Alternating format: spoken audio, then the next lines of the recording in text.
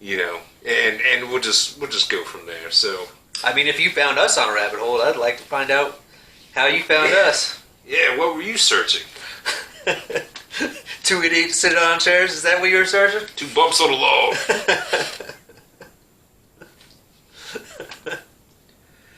All right, now I mean, I really, personally, I don't search for a lot of stuff on YouTube. So I have one. Okay. But I believe you have a lot more than me. So I'll defer to you. So on get us started here. Let's see what the next one I have here. Basically, okay, so you're searching around on YouTube and you see on the side, you see somebody, for example, getting hurt, like falling down or something like that. So obviously, any normal human being is going to click the video because watching people get hurt is funny. As long as they don't get mortally wounded, you know what I mean? I'm okay with watching people get hurt. It's I'll just go ahead and say it's not my favorite thing, just because I've been injured so many times. I know the pain and suffering. So you feel the pain of people getting hurt. No. I don't want to be involved. All right. So, anyways, you go from watching one video of somebody getting hurt to these fail compilations, which are extremely popular on YouTube. Yeah, I have seen a couple of these. So you're going from one person getting hurt to watching multiple people getting either hurt or looking like idiots on the internet. Looking like idiots, yeah, that's a fair assessment, I'd say. I think it makes people feel better about themselves to watch other people fail. Yeah. Human nature.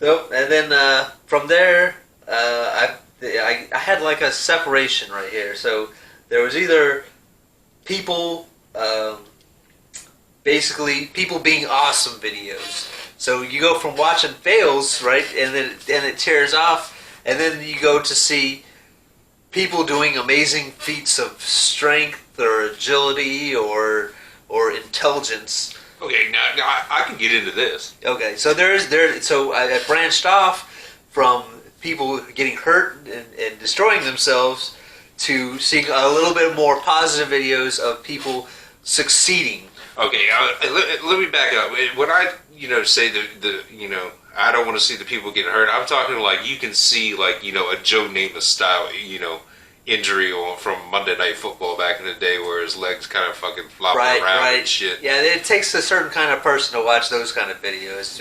But I am not a fan of seeing blood or broken bones or any of that stuff. I mean, I just generally like to see people maybe just fall down and concuss themselves slightly. I don't know. Right. I mean, that's.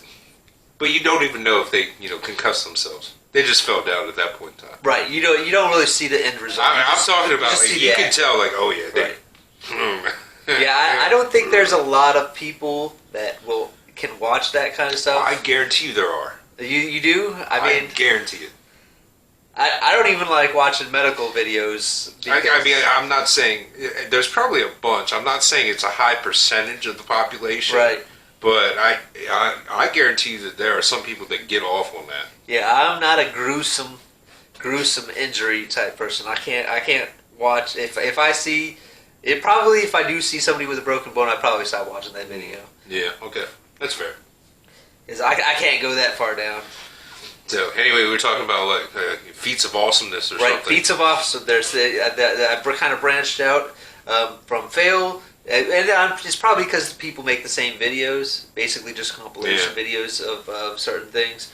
So there's people failing, people succeeding, and then there was kind of like a separation between you can choose to watch people being awesome, or you can choose car accidents.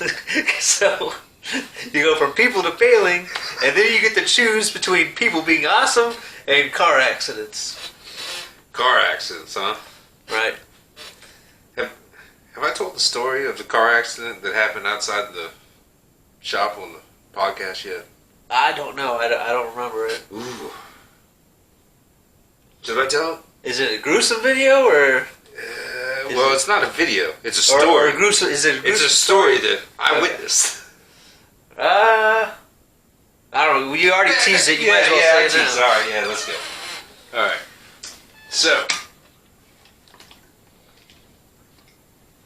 I was at work, and at this point in time, this was literally like less than half a mile from my house and everything.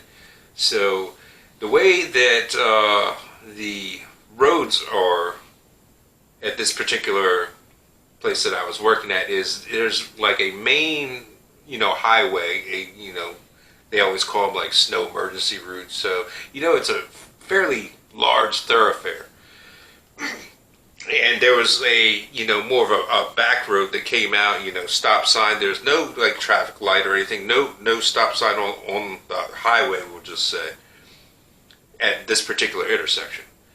There was a car that was turning onto the back road from the highway. Meanwhile, it wasn't a full size dump truck. It was a smaller dump truck. Probably like a Ford, 450 or 550 right. or something like that. Came up. I guess saw him at the last minute, and this was right when cell phones started being a thing. Right. Clipped them. Turned their car into oncoming traffic. And the speed limit on this road should be noted as 50. But I mean, most people go about 60. Right. And clipped them on, and hit that car. And I was actually standing there talking to the other guy that I worked with, and we were actually looking at the intersection when all of this transpired. Right.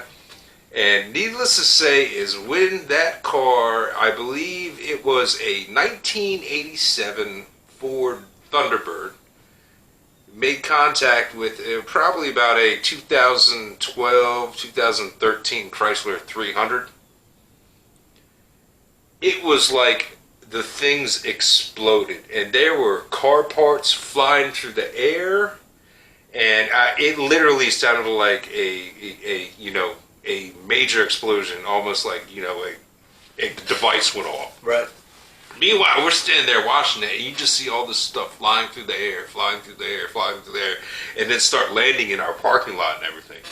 We found a headlight probably about 350 feet away from where the accident happened. That's a pretty big collision. It was nasty. They shut the road down. They airlifted the guy that was in the Ford Thunderbird out of there. And I always remember this because I looked over at the guy I worked with. I was like, someone's fucking dead. Right. And he was like, I ain't going up there. I did walk up there. Right. The one guy in the Thunderbird was all fucked up. Like, yeah, I got you. all fucked up. Did you ever follow up to see what happened to him? He survived. Okay. But he's all fucked up because lawyers came. Who do you think was at fault? Who do I think was at fault? The dump truck. The dump truck was? Yeah, it had to be. Because, like I said, he was, I guess, saw him at the last second, tried to go around him, and turned him into the oncoming lane. You got to blame that on the dump truck. The dump truck went down into this field, and like I said, turned the car. The Chrysler hit the Ford, and actually, when the Ford came to rest, it was also down on the field on the other side of the road from where it got hit. Right. So I mean, the inertia on that, and I mean, like I said, we were finding car parts 350 feet away. And I'm telling you, it was crazy. It was like a meteor shower of car parts coming through the air. And we were just like... Slow motion? There was a slow motion moment? Yeah, it kind of was like that a little bit. Right. And then as soon as all that got done, I turned to the guy I work with, I was like, someone's fucking dead. Right. Yeah. So, anyway, that's my interesting car wreck story.